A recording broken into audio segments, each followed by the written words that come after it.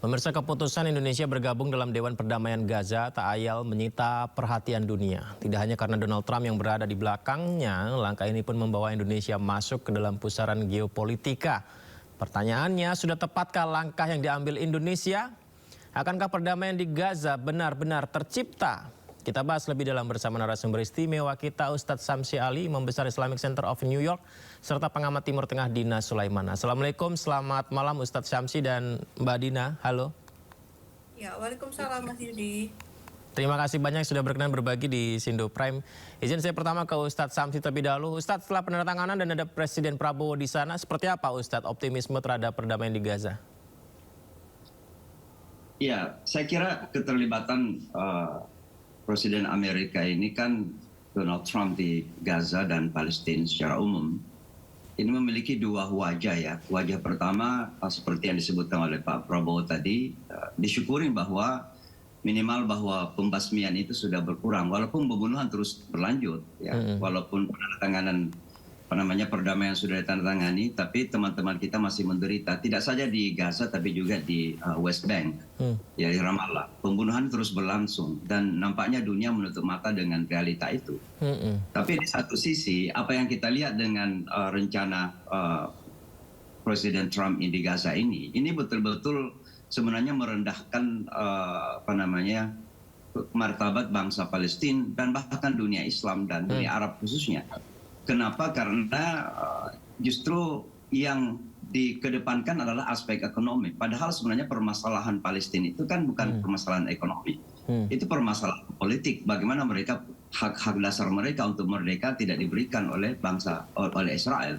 Dan oleh karenanya saya melihat bahwa apa yang dilakukan Donald Trump ini kan kita sudah tahu tidak peduli dengan hukum internasional kan. Bahkan mengatakan I don't care dengan hukum internasional. Mencaplok Venezuela dan sebagainya. Jadi apa yang dilakukan di Gaza ini sebenarnya adalah bagian dari representasi karakter Donald Trump yang tidak peduli dengan hukum dan hukum internasional khususnya ketika sudah berkaitan dengan kepentingan pribadi dan kepentingan keluarganya. Makanya yang menjelaskan kepada Dewan Perdamaian ini kan Jared Kushner. Siapa Jared Kushner? Kan bukan apa-apa, itu hanya anak menantunya kebetulan pebisnis real estate. Dan yang dikedepankan memang aspek-aspek ekonomi. Jadi saya sebenarnya sangat-sangat pesimis bahwa apa yang dilakukan Donald Trump ini akan memberikan keuntungan kepada bangsa Palestina. Dan sayang sekali bahwa Indonesia ikut terlibat dengan harapan bisa memainkan peranan, tapi sebenarnya cuma ditarik oleh Amerika Serikat karena Amerika Serikat memang punya kekuatan, apapun bentuk kekuatan itu. Tapi nampaknya kebijakan luar negeri Indonesia yang bebas aktif ini, yang seharusnya selalu berpihak kepada kebenaran dan keadilan, sekarang cenderung ditarik oleh kekuatan politik, kekuatan ekonomi khususnya. Jadi saya tidak melihat bahwa ini sesuatu yang optimis bagi bangsa Palestina. Karena membutuhkan anggaran yang juga cukup besar untuk proyek yang disampaikan di tepi laut ya, kalau tidak salah disampaikan apakah real estate atau pengembangan bisnis di sana begitu Ustadz. Apakah ini juga sebenarnya Indonesia mau untuk membantu memberikan donasi atau lebih kepada ini sebenarnya bisnis to bisnis kesannya Ustadz? Iya, saya kira dilemanya memang pada dua hal itu. Pertama, Indonesia kan sebenarnya juga membutuhkan dana sekarang ini. Bagaimana bencana alam baru-baru ini kan masih teman-teman kita di Aceh, kita di Sumatera masih menderita. Seharusnya dana itu diarahkan ke sana semuanya. Ya. Saya tidak mengatakan bahwa kita tidak peduli dengan Gaza. Tapi apakah efektif dana itu diberikan kepada Jared Kushner, menantu Donald Trump misalnya kan, untuk dikelola. Apalagi tujuannya ini Jared Kushner sudah terbuka mengatakan bahwa punya potensi ekonomi besar. Jadi itu hanya untuk ekonomi. Padahal sebenarnya permasalahan mendasar daripada bangsa Palestina adalah kemerdekaan. Mereka harus merdeka, itu yang mereka perlukan. Kalau kemerdekaan tidak didapatkan, apa arti perekonomian? Apa arti pembangunan yang akan nanti dahsyat atau hebat itu? Kalau bangsa Palestina tetap dalam keadaan terjajah. Apalagi dengan pembangunan Gaza ini kan tujuannya adalah bagaimana bangsa Palestina semakin termarginalkan. Pertanyaan besar kan kenapa pemerintahan Palestina tidak diikutkan di situ? Kenapa tidak ada yang diikutkan? Yang kedua, kenapa Perserikatan Bangsa-Bangsa sebagai organisasi yang diakui oleh seluruh negara di dunia ini kok nampaknya disisihkan Donald Trump? Apakah Indonesia ikut membenarkan sikap Donald Trump kepada organisasi dunia ini, PBB ini? Kan seharusnya tidak demikian. Keterlibatan Pak Prabowo ini harus dikritisi dan seharusnya Indonesia berada di garda terdepan untuk mengkritisi Amerika dan Donald Trump dalam hal ini, dalam hal upaya mereka untuk memperlakukan Gaza seperti itu. Mbak Dina, bagaimana tanggapannya Mbak? Ya, pertama kita perlu melihat bahwa ini nama organisasi yang baru dibentuk oleh Trump ini Board of Peace ya, Dewan Perdamaian. Tidak ada kata Gazanya di sana, dan kalau kita lihat piagamnya sendiri dicek, satu pun kata Gaza tidak ada. Cuma entah kenapa di media massa sering disebut Dewan Perdamaian Gaza, padahal ini bukan Dewan Perdamaian Gaza, Dewan Perdamaian gitu ya. Dan klaimnya adalah untuk membantu menyelesaikan konflik di berbagai negara. Gaza, Palestina tidak disebut. Nah, tapi proyek pertama mereka yang sudah disampaikan juga di Davos kemarin itu adalah proyek rekonstruksi Gaza. Di sini saya melihat bahwa masalah terbesar itu tidak diselesaikan ya. Apa itu tadi sudah disampaikan juga oleh Pak Ustadz Imam Syamsi Ali ya, bahwa masalah terbesarnya kan penjajahan itu tidak disebut-sebut, tapi yang disebut-sebut adalah rekonstruksi, pembangunan kembali dan lain-lain. Dan ini akan dibangun perumahan mewah seperti yang disampaikan oleh Jared Kushner. Berarti nanti siapa yang akan tinggal di sana? Terus kalau kita lihat siapa yang menjadi anggota Dewan Eksekutifnya, itu adalah misalnya Stephen Witkoff ya, itu adalah pengusaha real estate juga. Dan kemudian juga Jared Kushner juga sudah mengatakan bahwa yang akan membantu melaksanakan proyek ini adalah seorang pengusaha real estate Israel. Ketika Israel justru sebagai pelaku genosida justru diposisikan sebagai mitra, bahkan dilibatkan miliarder Israel dilibatkan untuk membangun Gaza, artinya ini sebenarnya bukan buat orang Gaza.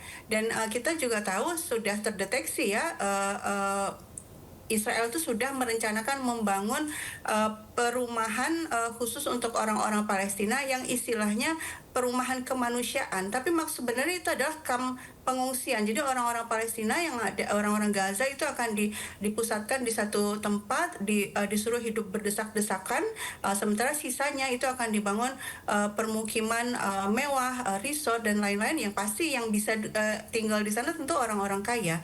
Sehingga ini memang pada akhirnya memang urusannya bisnis dan melupakan masalah besar di sana, yaitu penjajahan Israel dan orang-orang yang menjadi korban genosida itu belum mendapatkan keadilan. Israel belum dihukum atas kejahatannya, bahkan malah diperlakukan sebagai mitra yang setara dalam dewan ini.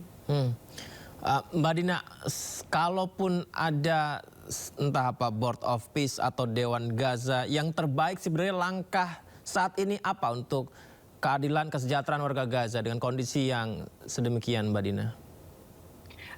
Kan keputusan ICJ sudah keluar ya, bahwa Israel harus keluar dari tepi barat, harus keluar dari Yerusalem Timur, harus keluar dari Gaza. Sudah jelas hukum internasionalnya. Cuma ICJ ini siapa yang menegakkan? Mereka memberikan vonis, nah yang menegakkan siapa? Yaitu Dewan Keamanan. Dewan Keamanan yang harusnya membentuk pasukan perdamaian dan turun ke Gaza, memaksa Israel untuk keluar dari Gaza dan dari tepi barat dan dari Yerusalem Timur, supaya wilayah itu betul-betul menjadi wilayah yang berdaulat milik Palestina merdeka. Ya itu yang harusnya harusnya dilakukan ya. Tapi dunia seolah-olah terpukau dengan rencana yang dibungkus sesuatu yang dibungkus dengan kata-kata seolah baik ya, rekonstruksi, membangun kembali, stabilisasi dan lain-lain. Padahal sebenarnya di balik itu sebenarnya adalah memperpanjang atau melegalkan pendudukan. Jadi intinya gini, Israel sudah melakukan genosida, sudah menghancurkan sebagian besar wilayah Gaza, dan sekarang yang dilakukan oleh Trump melalui Dewan Perdamaian ini adalah mengamankan hasilnya. Jadi sudah berhasil, sudah diluluhlantakkan Gaza, nah sekarang diamankan untuk kemudian dibangun kembali demi kepentingan segelintir miliarder. Pak Ustadz Syamsi ada tanggapan, Pak? Ya, jadi saya kira memang dunia kita sekarang kan berada dalam chaotic ya, kacau balau lah, dan salah satu faktor utama itu adalah karena Donald Trump punya karakter yang tidak ingin peduli dengan hukum internasional. Apa yang disebut dengan Board of Peace ini atau Dewan Perdamaian ini sebenarnya adalah upaya Donald Trump untuk menandingi Dewan Keamanan yang dari hari ke hari karisma Amerika itu semakin menurun karena perilaku Amerika yang semakin tidak mempedulikan hukum internasional.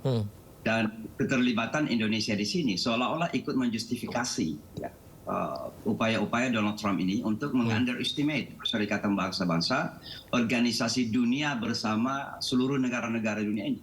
Makanya kan aneh memang, Indonesia ikut tapi hampir tidak ada negara Eropa, itu hanya 2 saja negara Eropa yang ikut. Kan aneh sekali itu sebenarnya.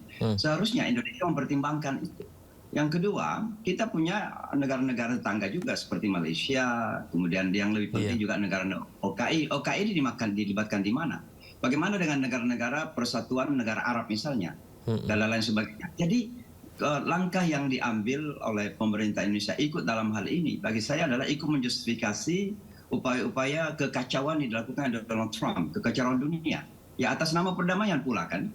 Padahal sebenarnya yang terbesar di balik dari itu adalah ambisi perekonomian. Kalau saya ingin lebih menyempitkan lagi, ambisi perekonomian kroni Donald Trump, khususnya keluarga sendiri. Kan Jared Kushner kan adalah menantunya. Kemudian tadi itu yang ikut merancang.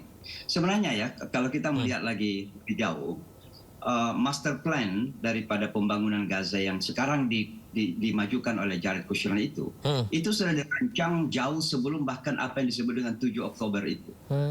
Dan itu ada di mana-mana, sudah terbuka di mana-mana kan. Jadi kita lihat bahwa rencana Donald Trump dan kroni-kroninya sekarang untuk menjadikan Gaza sebagai Riviera of Middle East ya, yang disebut-sebut seperti itu bukan sesuatu yang baru. Jadi semuanya adalah untuk kepentingan ekonomi Donald Trump dan kroninya. Dan sayang sekali bahwa Indonesia ikut terjatuh dalam trap ya, dalam trap ini, dan sehingga nanti agak berat untuk kembali memulihkan itu, karena citra agak juga itu berluka. Baik, Pak Ustadz dan Mbak Dina, kita simak dulu informasi mengenai Presiden Vladimir Putin mengatakan Rusia akan menyumbang $1 miliar untuk mendukung rekonstruksi Gaza. Kita simak dulu informasinya berikut ini. Jadi hal ini disampaikan Putin saat menyambut kedatangan Presiden Palestina Mahmud Abbas di Moskow di waktu yang sama. Di waktu yang sama, Putin bertemu dengan Mahmud Abbas di Moskow. Dan Putin mengatakan mengalokasikan dana $1 miliar untuk Dewan Perdamaian Gaza guna menyelesaikan masalah Palestina. Dana yang diambil berasal dari aset Rusia yang dibekukan di Amerika Serikat. Putin menegaskan hanya dengan pembentukan negara Palestina secara penuh yang mengakhiri konflik di Timur Tengah. Abbas pun menyampaikan rasa terima kasihnya kepada Moskow atas bantuan keuangan dan dukungan terhadap proses perdamaian. Отношения России и Палестины имеют глубокие корни и носят особый характер по качеству. Еще в 1988 году Советский Союз признал палестинское государство. И мы придерживаемся такой же позиции и сегодня. Наше отношение к вопросам Палестины и урегулирования на Ближнем Востоке носят принципиальный, не конъюнктурный характер. Исходим из того, что только образование и полноценное функционирование палестинского государства может привести к окончательному урегулированию ближневосточного конфликта в Москве. وروسيا بالنسبة لنا الصديق الكبير الذي نعتمد عليه كثيرا في كل المجالات. وهنا أذكر أن روسيا تاريخيا تقف إلى جانب الشعب الفلسطيني على المستوى السياسي وعلى المستوى الدبلوماسي.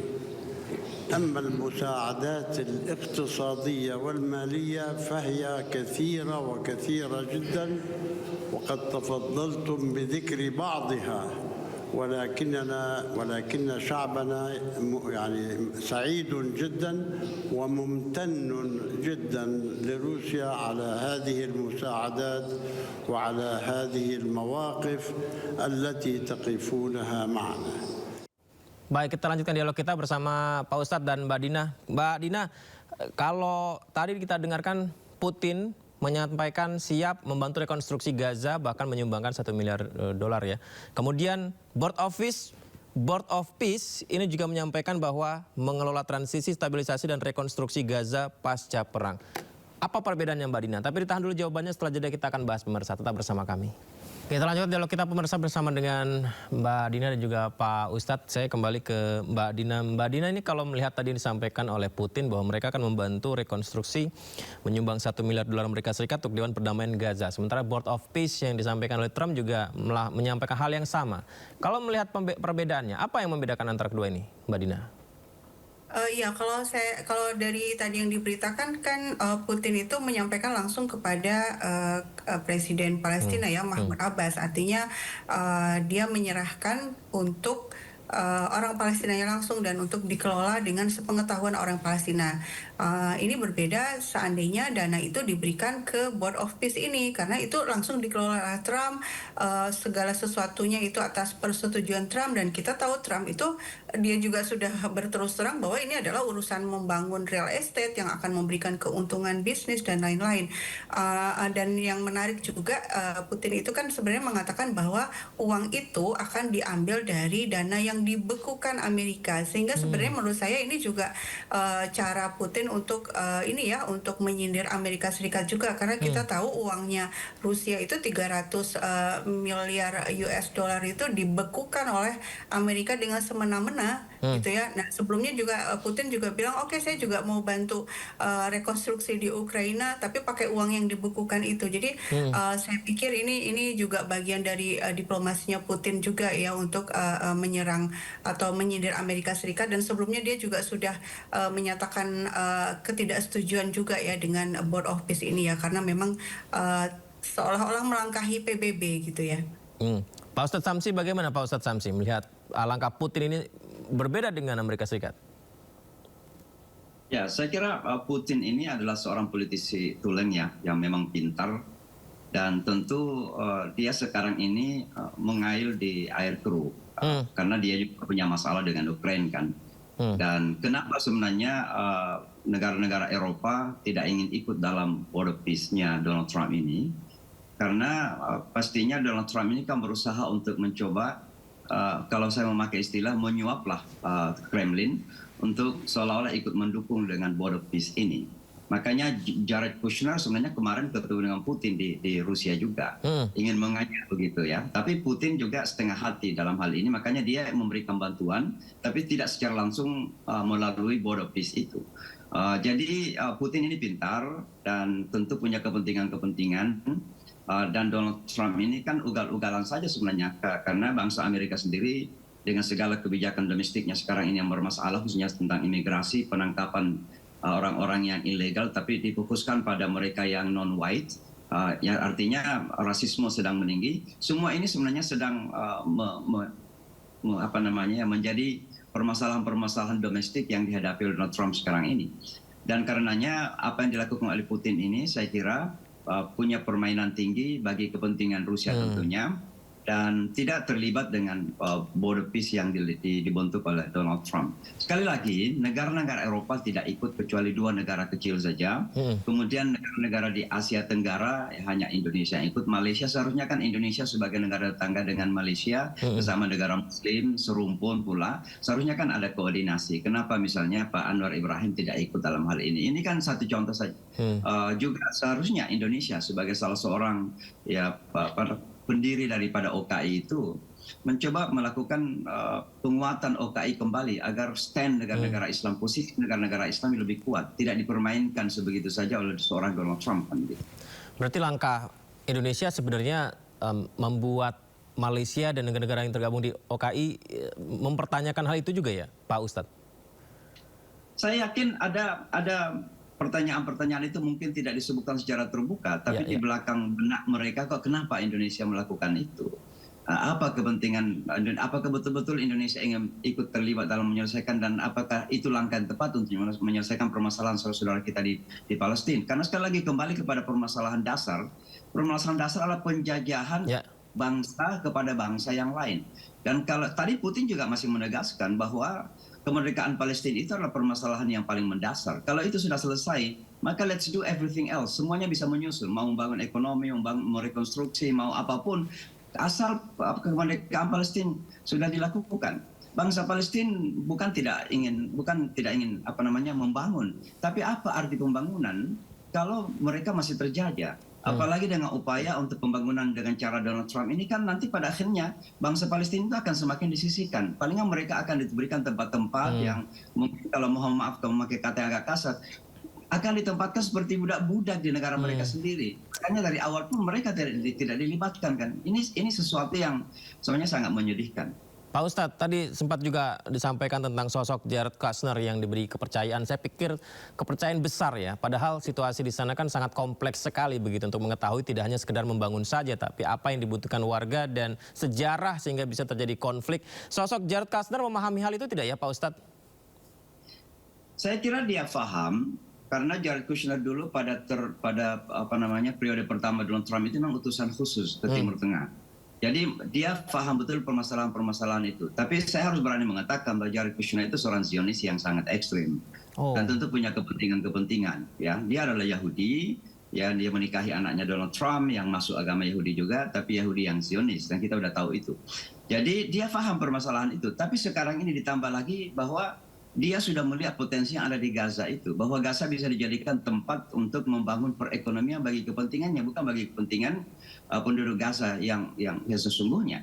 Karena sekali lagi, kepentingan bagi penduduk Gaza adalah mereka ingin mendapatkan keadilan, kemerdekaan, kebebasan. Bukan ekonomi. Mereka perlu ekonomi, siapa yang tidak mau ekonomi? Tapi apalah perekonomian kalau mereka tak dalam penjajahan. Jadi mereka tidak bisa disuap, mulutnya tidak bisa disumbat dengan duit. Tapi mereka dalam tetap penjajahan. Karena penjajahan itu sama dengan perbudakan. Dan mereka tetap akan diperlakukan seperti itu. Dan oleh karenanya, beda dengan Putin. Dan Putin saling terbuka bahwa dia mendukung. Dan dia sadar betul bahwa permasalahan utama di Gaza dan Palestina adalah permasalahan penjajahan. Kalau penjajahan sudah dihilangkan, sekarang masanya bergerak semuanya untuk coba membangun. Jadi saya kira Indonesia dari awal harus konsisten dan tidak boleh kompromi dalam hal ini. Karena itu adalah posisi yang terpenting. Undang-undang dasar kita mengatakan bahwa Indonesia harus terlibat dalam menertibkan keamanan dunia dan mengatakan bahwa penjajahan itu adalah sesuatu yang harus kita tentang ya. Karena itu bertentangan dengan pri kemanusiaan dan pri keadilan. Tapi keterlibatan Indonesia dalam hal ini sepertinya menjustifikasi itu. Karena Palestina masih dalam keadaan terjajah, masih dalam keadaan dizalimin, tapi kemudian menjadi bahagian seolah-olah itu adalah justifikasi dari kezaliman dan penjajahan. Tadi saya garis bawahi yang disampaikan, semuanya orang butuh ekonomi, tapi apalah artinya ekonomi ya Pak Ustadz kalau yang disampaikan tadi. Apabila kita dalam kondisi yang tidak merdeka, tapi masih diatur untuk bisa melakukan kebebasan begitu ya Pak Ustadz ya. Baik, Mbak Dina, ini kan nanti dari Board of Peace akan membangun rencananya untuk rekonstruksi, katakanlah mereka bilang seperti itu, entah di tepi lautan dan di tepi pantai dan sebagainya begitu. Sementara tadi juga Putin memberikan sumbangan kepada Presiden Mahmud Abbas juga akan melakukan rekonstruksi juga. Proses pembangunan ini kemudian ke depannya Gaza sendiri begitu, ini akan seperti apa ketika sudah berjalan nantinya Mbak Dina? Ya, kalau saya pesimis ya, sebenarnya kan kemungkinannya ada dua. Proyek ini tidak berjalan karena tidak cukup dukungan internasional. Harapan saya seperti itu ya. Jadi negara-negara perlu kembali kepada keputusan yang bijak gitu ya. Meskipun mungkin sudah terlanjur tanda tangan atau apa ya, bisa dicek lagi kan ini sebenarnya apa ini, dibaca ulang isi piagam Board of Peace ini, dan kemudian dipertanyakan hak dan kewajiban anggota itu seperti apa hubungannya dengan Gaza, bagaimana nasib Palestina, apakah akan didorong untuk merdeka dan lain-lain, kan itu bisa dibicarakan ulang gitu ya. Tapi kemungkinan kedua ya bisa saja pembangunan terus berjalan, tapi yang jelas yang namanya selama ada ketidakadilan, selama ada penjajahan, pasti akan muncul perlawanan. Jadi orang-orang Gaza, saya pikir para pejuang di Gaza, saya pikir nggak akan tinggal diam kalau sampai ada upaya-upaya pendudukan atas tanah mereka. Apalagi juga ini kan satu paket dengan International Stabilization Force ya, yang atau pasukan stabilisasi internasional yang ingin dibentuk oleh Amerika Serikat, yang tujuannya apa coba? Demilitarisasi dan pembersihan dari terorisme. Itu yang mau dilakukan. Maksudnya apa? Maksudnya adalah orang-orang Gaza nggak boleh lagi melawan. Jadi seluruh fasilitas perlawanan yang mereka punya itu akan dilucuti. Nah, ini kan pasti akan muncul perlawanan. ketika ada muncul perlawanan ya gimana mau melakukan rekonstruksi kan pasti akan konflik akan terus berlangsung, akan terus kekerasan akan terus terjadi. Berarti satu-satunya solusi adalah Israel hentikan menduduki Gaza, Israel keluar dari Gaza dan negara-negara sedunia terutama Amerika Serikat kembali pada piagam PBB, kembali kepada keputusan-keputusan Mahkamah Internasional untuk menyerahkan kemerdekaan kepada bangsa Palestina. Baru setelah itu bicara soal rekonstruksi. Berarti akan ada perlawanan ya Mbak Dina ya ke depannya ketika program-program ini dilanjutkan berjalan? Saya pikir seperti itu karena di saat yang sama kan juga akan dibentuk pasukan tadi ya, pasukan yang ingin melucuti dan pasti sekarang saja masih ada Israel yang masih terus melakukan pembunuhan ya, apalagi kemudian dilegalisasi kan, jadi seolah legal ya, ada pasukan yang dilegalkan untuk melakukan perlucutan. Tambah lagi Israel pasti akan semakin melakukan kekerasan di Gaza dan orang-orang Palestina itu sudah 78 tahun tidak pernah menyerah, selalu terus melakukan perlawanan. Jadi kali ini pun saya juga yakin mereka akan terus melawan dengan segala apa yang mereka bisa. Baik, Pak Ustadz Samsi, ketika Indonesia sudah membuat tanda tangan seperti langkah yang kita lakukan saat ini dan juga bersama dengan Presiden Trump begitu, lantas bagaimana langkah yang seharusnya dilakukan agar benar-benar kita tidak tergiring kepada hal yang malah tidak menguntungkan Gaza, Pak Ustadz? Seharusnya Indonesia itu kembali melakukan urung rembuk ya dengan negara-negara OKI. Ya karena bagaimanapun juga permasalahan Palestina ini kan pertama kali itu dibantu oleh OKI. OKI itu berdiri karena pembakaran Masjid Al-Aqsa pertama kali dulu pada zaman Pak Harto. Jadi solusi Palestina atau Gaza ini tidak bisa dilepaskan dari peranan OKI. Dan segala langkah dunia Islam yang diambil atas nama Gaza dan Palestina ini seharusnya memang melalui OKI, penguatan OKI. Saya selalu mengatakan bahwa OKI sekarang ini satu organisasi yang tidak punya kuku, tidak punya gigi, tidak bisa menggigit. Dan seharusnya Indonesia bisa memainkan peranan kembali untuk mensolidifikasi, menguatkan kembali OKI itu. Selain itu juga Indonesia kan punya tetangga-tetangga ASEAN, negara-negara ASEAN. Seharusnya melakukan musyawarah kalau dalam bahasa kita kan. Nah, sebelum melangkah lebih jauh. Sekarang Indonesia sudah ikut menandatangani. Barangkali bisa saja Indonesia mengatakan saya memang ikut menandatangani tapi dengan persyaratan-persyaratan harus diajukan. Jadi apakah ada itu atau tidak, atau sekedar ikut menandatangani untuk dilihat sebagai penguatan, menjustifikasi dari apa yang dilakukan oleh Donald Trump. Ini sangat dilema sekali. Donald Trump tidak perlu dengan hukum internasional dan itu terbuka dikatakan. Yang kedua, ini undermining, ya, merendahkan, menghinakan sebenarnya Perserikatan Bangsa-Bangsa. Seandainya Peace Board ini dibawa naungan Perserikatan Bangsa-Bangsa, tentu lebih solid lagi karena bisa negara-negara lain bisa ikut terlibat dalam hal ini.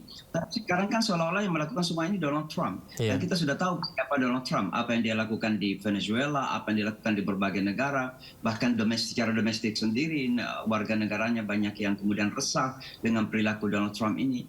Apalagi kita melihat bahwa yang paling banyak terlibat secara praktis di lapangan ini kan Jared Kushner. Siapa Jared Kushner sebenarnya? Kan seorang pebisnis menantu Donald Trump. Ya, dan semua ini semuanya bertujuan ke sana. Bagaimana membangun imperium atau perdagangan bagi keluarga Donald Trump.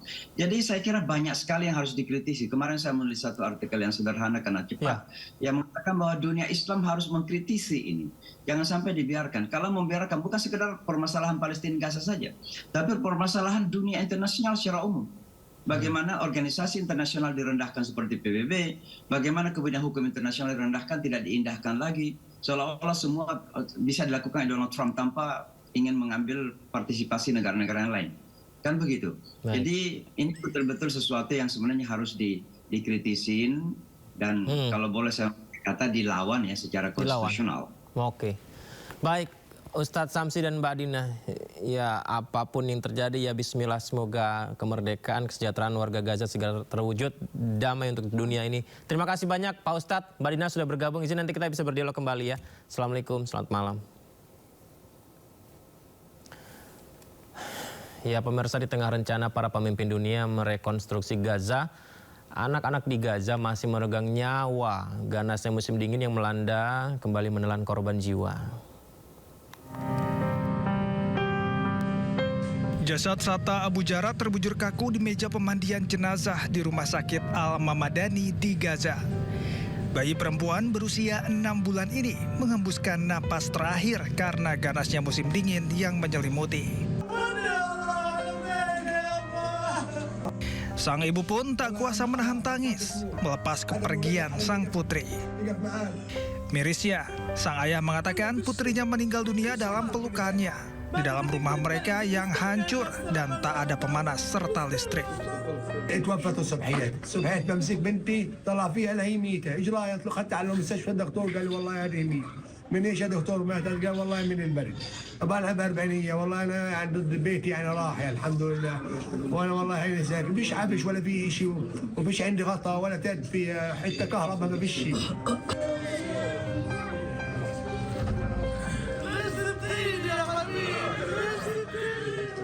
Syata menjadi bayi ke-9 yang meninggal dunia karena kedinginan di tengah pembatasan bantuan kemanusiaan yang terus berlanjut.